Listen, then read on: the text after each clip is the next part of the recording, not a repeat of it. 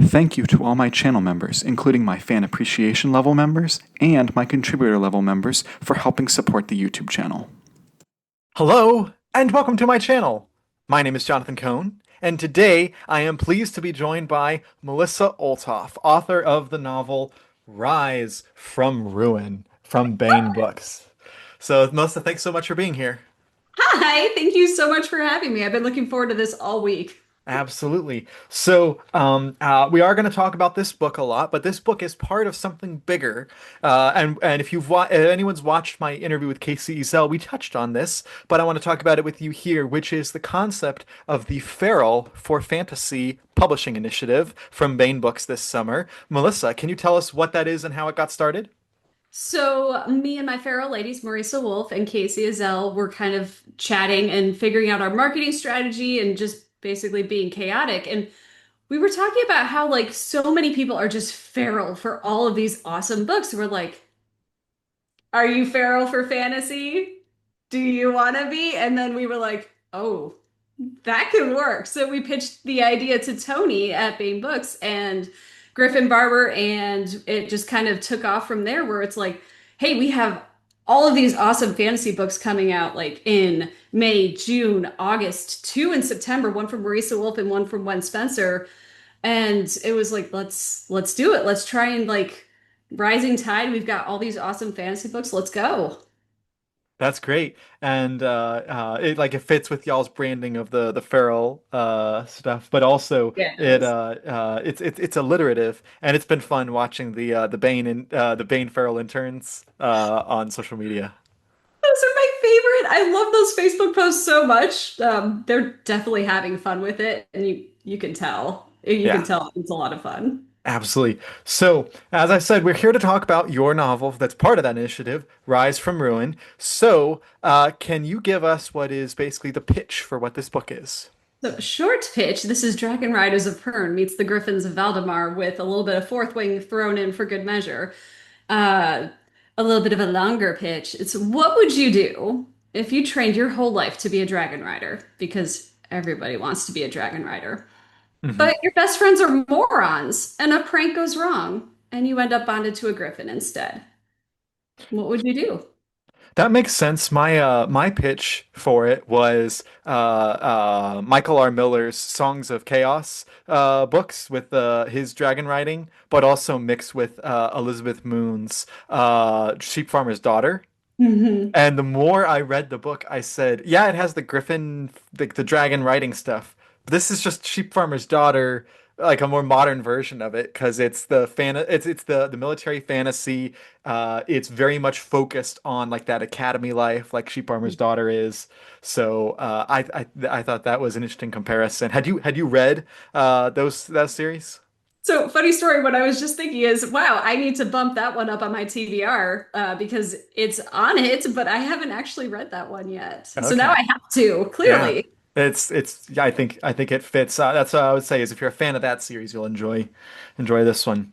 So, you mentioned it being inspired by Pern. There's some similarities and some differences. What would you describe those as being? Well, so when I was 11, I was, a voracious reader, but at that time I was like devouring Animorphs and Goosebumps and like all these these kid series, right? Hmm. And my seventh grade teacher was like, "Girl, no, you cannot do your book report on Animorphs. You have to go and get something from the adult section of the library." Hmm. And I discovered Anne McCaffrey's Dragon Rise of Pern Dragonflight. That cover just grabbed me. Yeah. I thought it was super cool how, I thought it was a fantasy, and then I later discovered, no, this is science fiction. And that blew my little 11-year-old brain away. But the thing that stuck with me more than anything else with that series was the concept of a soul bond with another creature that would love you, Mm. every part of you, even the parts that you don't like about yourself, not in spite of them, but simply because it's part of who you are. And to an 11-year-old who's going through all those awkward phases as a teenage girl, that was foundational to me. In fact, I was so mad, man, that I could not be a green dragon rider that I went out and joined Hmm. the Air Force. Like I wanted to be a dragon rider. I wanted a dragon. And I took that concept and then I kind of made it my own with Rise from Moon with my Griffins. the same concept of, you are soul bonded to this creature, this other being that loves you, and you love him or her so much that yes, Harper was supposed to have a dragon, but her griffin turned out to be everything that she needed. And I thought it was fun to play with that concept, but also Pern was it was more man versus nature, right? You had Hmm. Thread, this implacable enemy that you could not negotiate with.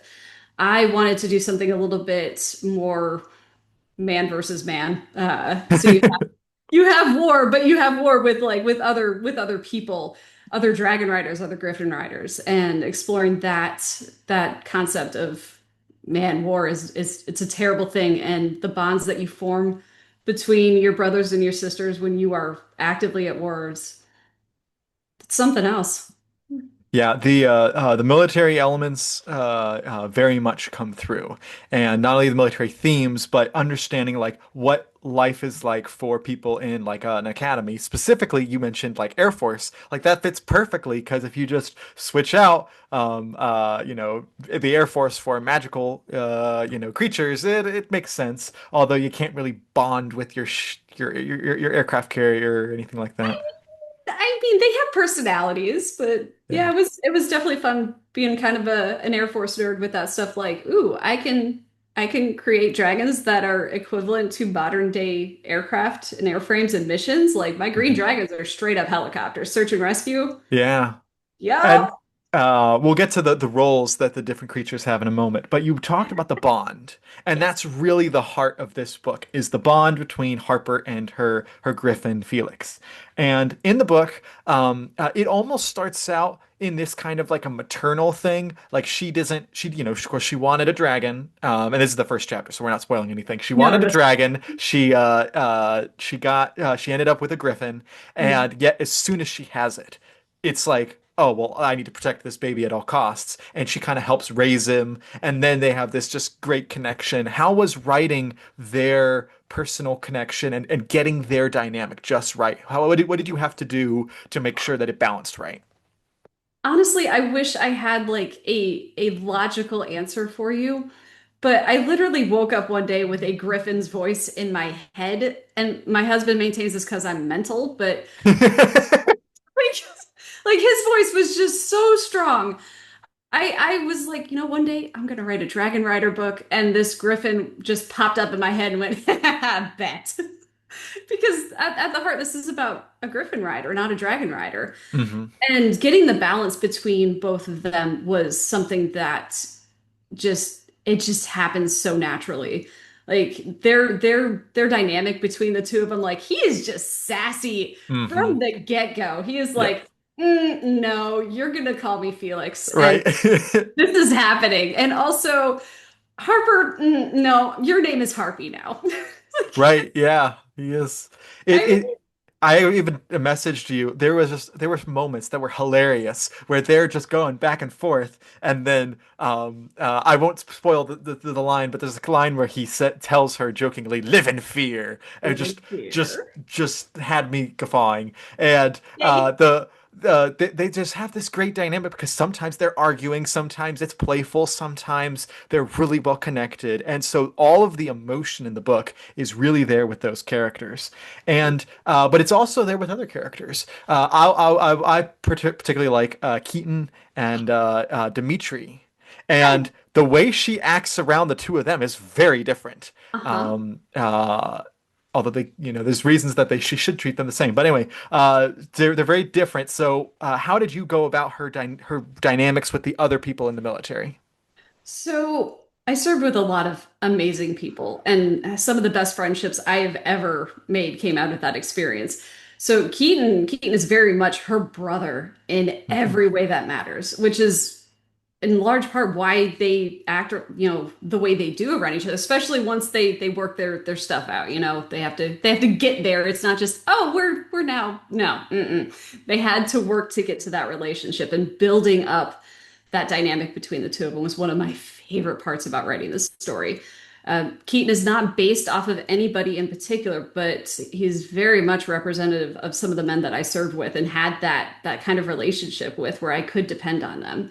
Dimitri, on the other hand, is very much my idiots to lovers love interest because he is all right. Everybody in my books, they're all hot. Okay, ladies, men, all the women are hot. You're welcome. I am who I am.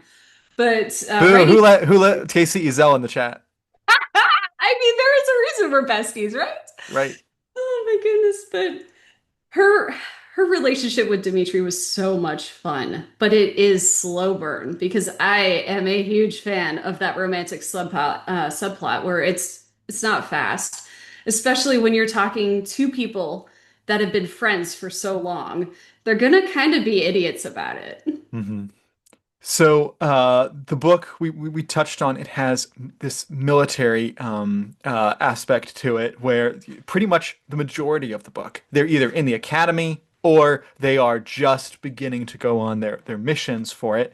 And as such, the book is paced differently than you might expect with it. How did you go about planning the pacing for the more military section at the beginning, and then the more or the I should say the academy section, and then once they graduated into the military towards the end? How did you decide to pace that? So at my heart, I am a discovery. Not I would not qualify myself as a pantser. I do have outlines. I do see the story before I start writing it. Okay. Hmm.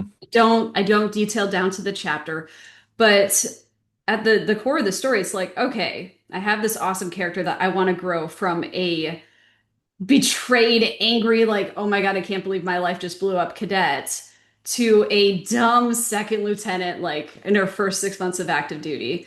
So that was the two halves of her story was, okay, my life just got blown up.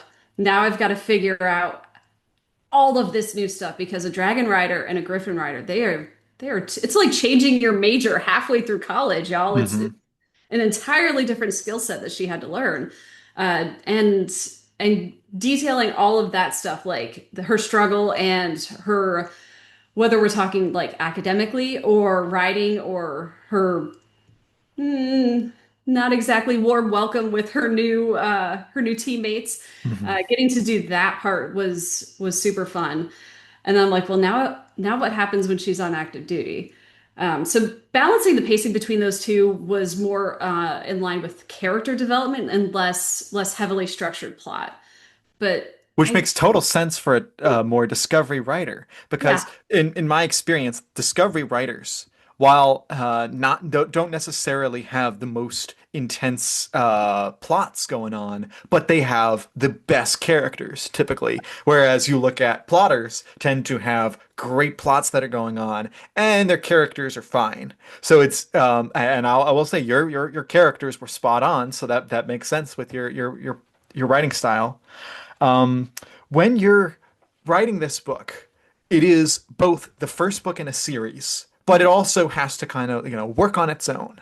And how did you plan for like think about did you have ideas for where the series is going to go, or did you really have the idea for this and then plan the series after finishing it? So yes. Well, this honestly started out as a short story. This was the second place in the Bain Fantasy Adventure Award a couple years ago. Why am I not surprised? That Oh, sounds very accurate. Yeah. yes, it was so great, and they wouldn't leave me alone. So I'm like, oh, this is going to be a novel, and I am fortunate in that like my previous novels that I've written, they were in shared universes Hmm. where the heavy lifting was done for me, like in Salvage Right. Tale, 4HU, Blood and Armor. Like I didn't have to build it. I didn't get to build it, but I Right. got to build this, and it was really freaking cool. So when I did my outline, which again, it's not super detailed, but it did exist. I also plotted out books two, three, and then ideas for follow-on trilogies and a prequel. I mean, this is a whole thing now. It's a whole thing. And I was fortunate enough to have Howard Andrew Jones as my mentor. Hmm. He read it, he gave me some advice, which amounted to this is some darn good stuff. And he read my outlines for books two and three. He's like, mm-hmm, yep, do that. And I'm like, okay.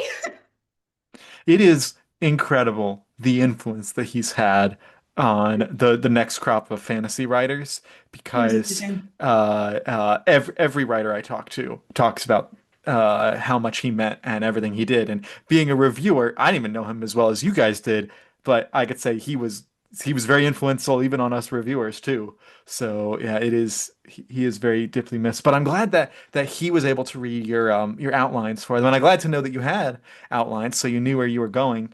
I Um, do. I do have outlines. I also have chaos notes, but again, that's kind of on brand. I Yes, mean, yeah, it is. Though can you describe what the political situation in the books is with our main characters? I think it's pronounced the Tennysons and yes, the Savinian. Savinians. Yes, I was Uh-huh. correct on You both. got it. Good job. So the political climate was, all right, confession time, guys. I really hate politics. I hate them. I really tend to steer clear of books that get too heavy into politics, but at the heart of it, we have a country, Tennyson Harper's country are good guys, because not there's no such thing as black and white here, right? But for the most part, Tennyson is pretty good, right? They are an elected government. They're essentially what we have right now. And Slovenia is their neighboring country, which does not have elected officials. They have a hereditary lordship system where you are born into power and you have a high lord and you have, honestly, it's very much like Tennyson is all about like choice. Hmm. If you have the right genetics to be bond capable to bond with a griffin or a dragon, it is your choice. Yep. Whereas Savinia, you do not have a choice. If you test positive, you are going to be a rider. Congratulations on your new Mhm. career path. So I was trying to steer more towards the concept and theme of choice versus, hey, I'm going to get super into the government politics because Mhm. it's not how my brain works. Well, that makes sense. Yeah, because there's a lot of points in the book thematically that work with choice, not just with her choosing the Griffin, but it's how Harper chooses her friendships, how she chooses forgiveness at times, choices Eventually. to um, if she's going to break orders or not, without spoiling anything. Yeah, there's a lot of choice in this book. Although ironically, the most choice related thing is taken away from her at the beginning with the Griffin, where she's like, yeah, she's bonded already. She can't say no and hand it off. I know that part was the gut punch moment of like, well, this you can't break the bond. The only thing that will break it is death. Yeah. And man, that is a terrible thing. But at the same time, when you're talking about a soul deep bond, you can't hate them. It's not a psychic connection where it's two beings. You are one being at that point. However, Harper very much holds a grudge against the three morons that put her in that position, but she could never hate Felix. He's her. So next question. I should have run this by you because I don't actually know the involvement. So we'll see how it goes. So with Yeah. the cover of the book, we have this gorgeous cover, and I don't know the exact pronunciation, but I'm going to guess it's by Pierluigi Abbondanza. Yes, that's how I say it anyway. So hopefully we're Perfect. both correct. Yes. Hopefully we're getting it right. It's just a gorgeous cover. It really Oh has my God. captured a lot of people's attention, and It's it so really feels beautiful. old school, which Bane's covers always feel old school. They always feel excellent and eye-catching. But I wanted to know if you were aware, if you were involved, what was the cover design process, the choice, how you were going to make it, like what was that process like? So I'm very fortunate in that Tony asked me what my ideas were for the cover, and I, Hmm. I gave her a mostly coherent and professional and not shrieking response of, I would love to have Harper on the cover and her griffin, and I would love a green dragon for a reason because she was supposed to have that green dragon. So the guy on the cover is not Dimitri, it's not Keaton, Hmm. it's Zane. Oh, It is oh, Zane, that makes so much sense now. right? Good, because I Right? knew it wasn't any of the two of them, but I didn't know who it was. That's perfect. I'm like, I love Zane. No offense to Zane. It wasn't Zane that was important to get on the cover. It was Cassia, the green dragon, that was supposed to be. Right. So Hmm. I was like, I would love those four characters on the cover. Make them hot but not sexy because I want to signal the right genre, right? This isn't a romantasy. This is This isn't Esther Friesner, Chicks in Chainmail. It's not I love that. those covers too, though they're so cool. And then I was like, give me a cool background, and that was my ask. Hmm. And Pierluigi came back with this gorgeousness, and he was like, any tweaks? Almost the only tweak I asked for was, hey, could instead of Harper's hair being down and flowing in the breeze, could you give her some cool braids? Because military kind of thing. Mm. And man, he delivered. And the other thing was Felix, like my Griffins, like this is a flight control service. They need to have feathers on their tail. It can't be like a lion's tail. Like so he Right. added the feathers, and I'm like, it's even more perfect. Every time I see this cover, y'all, I shriek like a little girl, and not not ashamed of it. It's awesome. Yeah, the cover it's very catching and it makes sense. And what I particularly like about it is while there's many colors on the cover, it has one universal theme of that kind of yellow orange that Hmm. just it makes it so stark because it's not the typical blues, blacks, or like the typical colors that you see a lot of times today. So it's yeah, that was a home run of Eye-catching. a design.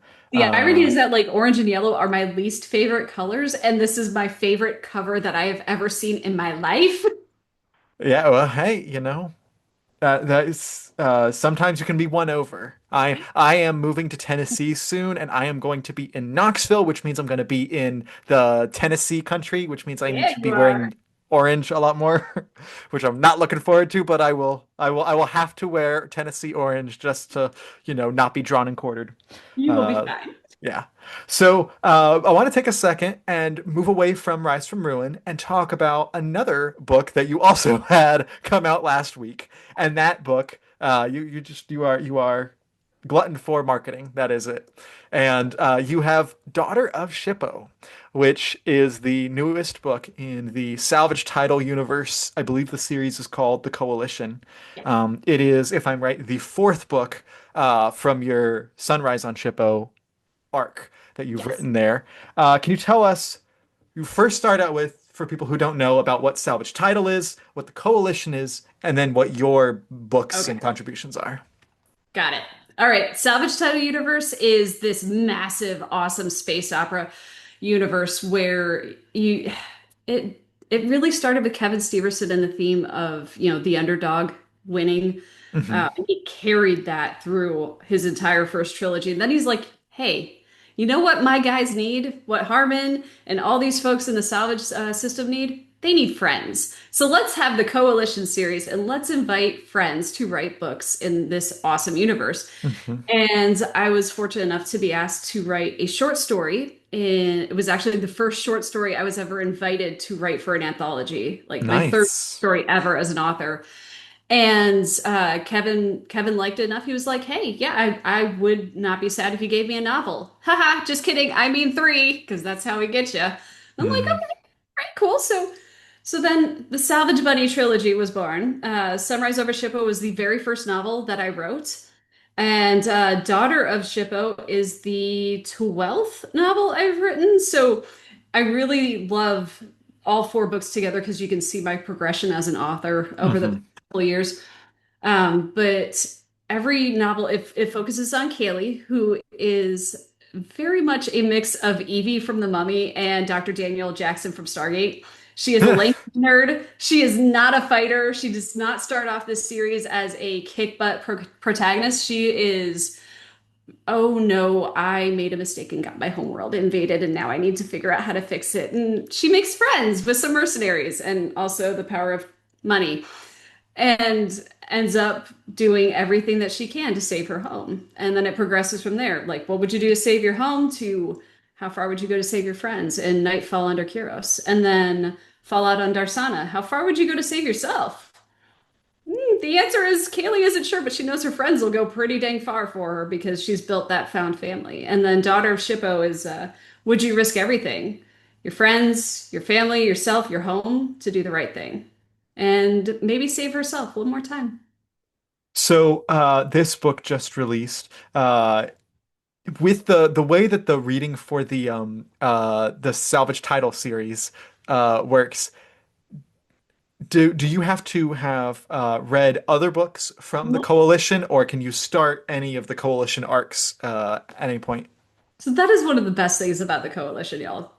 You follow the author, not the reading order, because the reading order is simply the way that Amazon works, where it has to be published in order. And so you will have like an Alex Rath book, and then maybe a Nick Steverson book, and then maybe a book by me, or Hmm. Kevin Steverson and Casey Azell had a book. So follow the author, and you'll Hmm. follow the storyline. It's a That's really great way good. to jump around. That's great. I'm glad that that is that because that makes it easier to convince people. Oh, this is the methodology of following it. I read the Salvage Title trilogy, the original. I still haven't gotten to the Coalition, but I plan to. And what I noticed from that was incredibly fast pacing that he had in that original trilogy. Is Yeah. that something that transfers over to the Coalition books? It is such a mixed bag, and by that I mean that you do have those fast-paced, ridiculous, over-the-top stories in the Coalition. The one by Hillbilly and Christopher Woods is Smuggler's Run is one of those Hmm. that's fast-paced and just freaking bonkers because there was room in the Salvage Title universe to have everything from incredibly serious, oh dear God, we're gonna lose everything if we don't fight for our lives, to hey, we're gonna go smuggle some stuff and like I don't even want to know what happened with the dinosaurs. Nobody wants to know what happened with the dinosaurs, okay? Hmm. But there's room for all that stuff. So that you have those fast-paced stories where they're short and snappy. And then at the other end of the spectrum, you have my stories and Nick Stevenson stories where they're a little bit more on the epic space opera side, where they are increasingly thick. Because Chris Kennedy is an awesome publisher and he has zero qualms about giving us crap when we are a little bit ridiculous. So his major pitch for Daughter of Shippo right now is, folks, it could have been a book and a half. You're getting a great deal. Oh, that's great. I did notice like on my shelves I had the Salvage Title trilogy and then I bought them out of order. I'm sorry. I next had Fallout Andarsana and it's just a massive difference. And I was like, I feel like I missed something because that's a quite the jump, but that's yeah, I did miss. I didn't start out with Sunrise Sunship. Yeah. So you have those two books which are happening right now, and then what do you have coming in the future that you can talk about? So I have secrets. I cannot talk about some of those secrets, but what Mhm. I can share is that Griffins 2, which I will not share the title of because I don't want to yet. Yeah. So Griffins 2 is also going to be about as chunky as this one is, but it's Hmm. about three quarters of the way done. So I'm working on book 2. Okay. Okay. Book 3 is planned, and there is an outline. And, and I may be also plotting out a prequel series Wow. that goes back a little bit further in the past than Harper's timeline. So I have those projects lined up. One, two. I have two secrets I can't talk about. Hmm. And then Casey Azell and I, at some point in our increasingly busy, chaotic lives, are planning to co-write a novel in her Ashes of Entisea. I knew it. I knew it. She did one with Marisa. I was like, it's only a matter of time before Melissa joins. We're gonna do Angry Irish Space Princess, which totally makes sense if you read my short story that I did with Nick Steverson in the anthology. Um, Ashes of Empire, I think. I don't Yeah, know. something like that. Yeah, something Yes. about Empire. Yeah, Yes. Remnants of Remnants Empire. of Empire. That's it. Yep. Hmm. God, I'm so smart. Well, oh, that's great. I'm so glad that you're already working on the sequel for this. That's I'm really excited. That makes Oh, me hey. hopeful, and I will of course plan to read it, when it comes out. But thank you so much for coming on the channel today.